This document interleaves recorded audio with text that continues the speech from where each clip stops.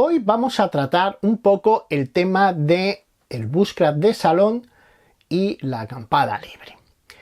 En algunos comentarios que he visto, no solo en mis vídeos, sino también en los vídeos de algunos compañeros, nos recrimináis que hacemos un bushcraft de salón, es decir, que no vamos a la naturaleza a acampar ni a hacer bushcraft, sino que nos limitamos a enseñar productos o accesorios desde un parque o desde el salón de casa. Pero esto es mucho más complicado de lo que os podéis imaginar. El tema de acampada en España está prohibido, o vamos a decir, está muy estrictamente regulado y es muy complicado hacer una acampada. Y el bushcraft todavía es algo más complicado, porque si pretendemos hacer una práctica con algunas ramas o construir un refugio o cosas por el estilo, eso todavía es más complicado porque ahí existen más restricciones. Mirad, os voy a poner un ejemplo de algunas cosas que he ido recopilando por la red para que veáis. Por ejemplo, vemos muchas veces en los canales de otros países donde construyen un refugio y lo forran con musgo. Pues bien, en España, coger musgo, el típico musgo que muchas veces cuando éramos más niños íbamos a la montaña a coger para poner en el Belén, está penado con multas de 1000 euros. Es decir, si Navidades se me ocurre ir a la montaña y coger un poquito de musgo para adornar el Belén, me pueden poner una multa de 1000 euros. Pero no queda ahí la cosa, esos son 1000 euros en este caso, pero es que las multas pueden llegar a los 100.000 euros, incluso a los 200.000 euros. O sea, imaginaros que voy a hacer una práctica de bushcraft y me da por recubrir mi refugio con musgo. Pues poco más que tendría que hipotecar la casa para poder pagar esa multa. Cortar un árbol, un solo árbol. Esto, las multas se dividen en tres, en leves, graves y muy graves. Y oscilan las leves entre 100 a 1000 euros, dependiendo del daño que se ocasione. Las graves estaríamos hablando de 100.000 euros y las muy graves hasta de 1.000.000 de euros. ¿Os imagináis que se me ocurre cortar árboles para hacer un refugio y recubrirlo de musgo? Es que me llevarían a la cárcel. Y luego, en el tema de acampar, las multas por acampar ahí son muy diferentes y ahora os explicaré el por qué. Las multas por acampar pueden ir desde 750 euros, pasando por 1000 euros, hasta los 60.000 euros. Eso acampar, me refiero a poner simplemente una tienda de campaña o un toldo o un tarp. Cualquier estructura se considera acampar.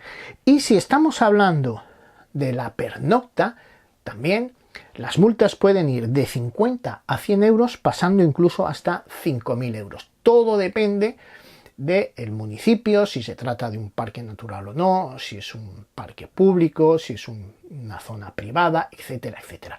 Y aquí es donde viene otro problema.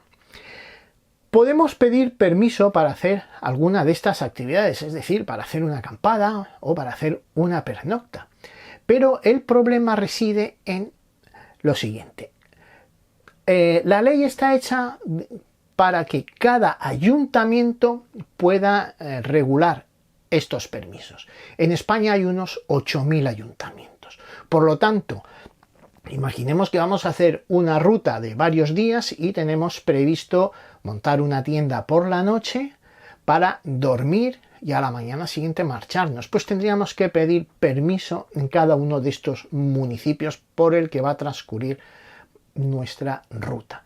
Es decir, necesitamos una gestión administrativa para ir llamando a cada uno de los ayuntamientos y solicitar un permiso de allá donde tengamos planeado acampar y a ver si nos los conceden, si se puede o nos los rechazan.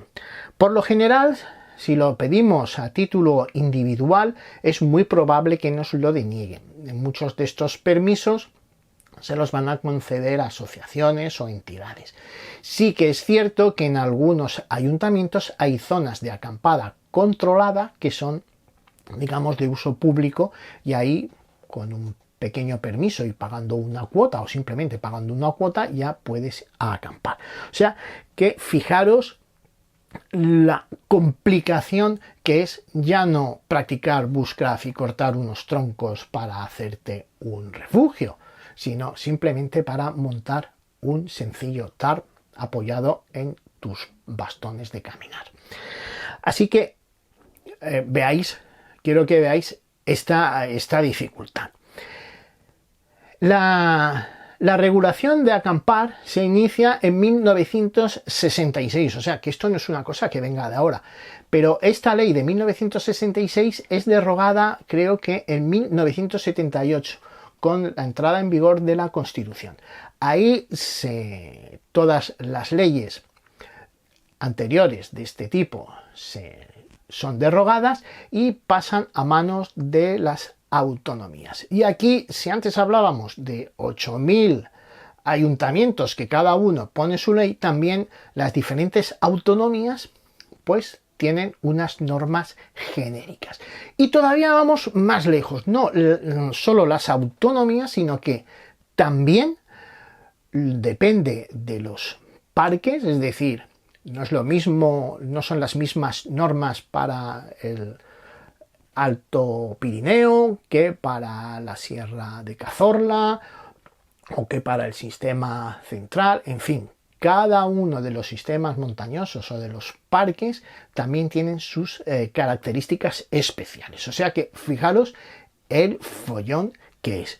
Mirad, hay una normativa reguladora de la acampada libre en España que, como os decía, entra en vigor en el 2010 y esta suprime 12 normas que había de la ley antigua, pero anterior a esta regulación, cada comunidad autónoma promulga sus leyes. Por ejemplo, en Andalucía hay una ley desde el 2018, en Aragón desde el 2006, en Asturias desde el 2001, en las Islas Baleares desde el 1986, en Canarias desde 1993, en Cantabria desde el 2002, en Castilla y León desde el 2013, en Castilla y La Mancha desde el 2006, y así podemos ir pasando todas las autonomías, por ejemplo, en Cataluña desde 1982,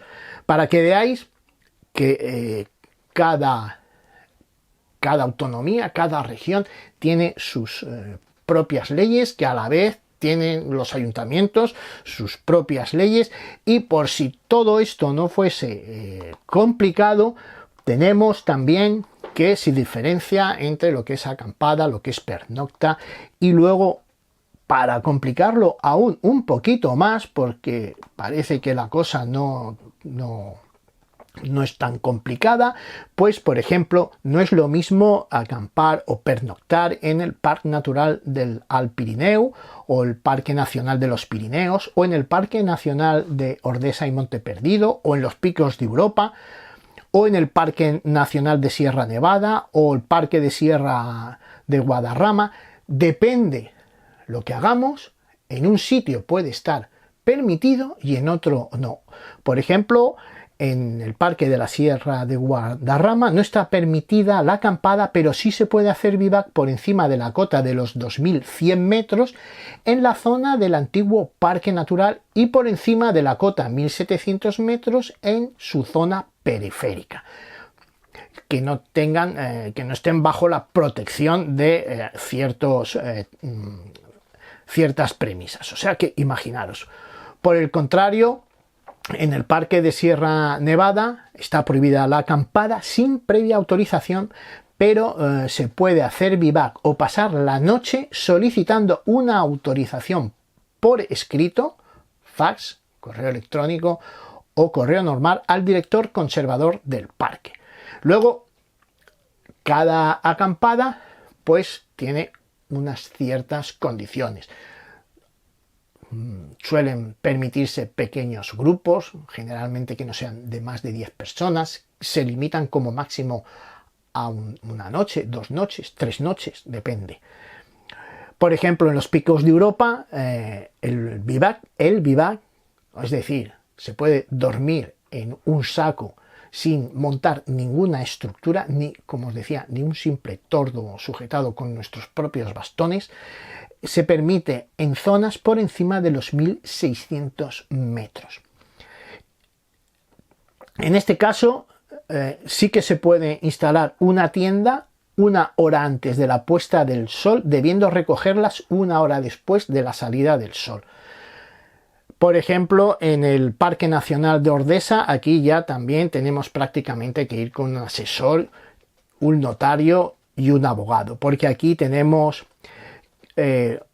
normas para montar la tienda, desmontarla, hay por encima de los 2100 metros, por encima de los 1800 metros, por encima de los 2500 metros, depende del sector, el sitio, o sea que fijaros la cantidad de detalles que tenemos que tener en cuenta. En el mismo parque depende a la altura a la que hagamos un simple bivac, nos pueden poner una multa o no. Yo no sé qué pensaréis vosotros. A mí me parece muy bien que exista una regulación. Incluso se podían establecer algo parecido a lo que sería un coto de caza, pues un coto de acampada. Es decir, en ciertos lugares, en ciertos entornos naturales que son frecuentemente visitados pues por los aficionados al senderismo, a la montaña, al excursionismo, pues habilitar ciertas zonas acotadas y controladas, y sería tan sencillo como utilizar un sencillo app que nos va a ubicar en el sitio donde estamos.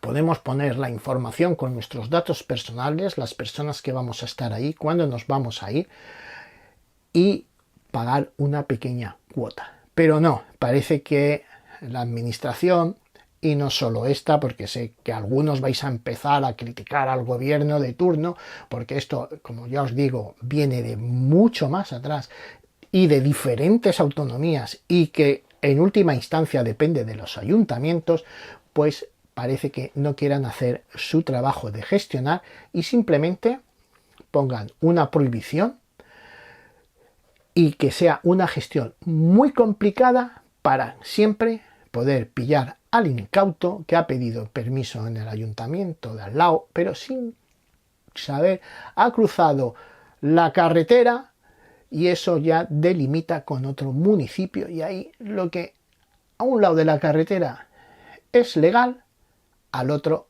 es ilegal. Así que hasta aquí dejo esta intervención de hoy. Espero que este formato os haya gustado, y esperando vuestras opiniones y sobre todo vuestras soluciones, porque como veis problemas nos sobran. Me despido de todos vosotros hasta un nuevo vídeo. Un saludo cordial a todos, damas y caballeros.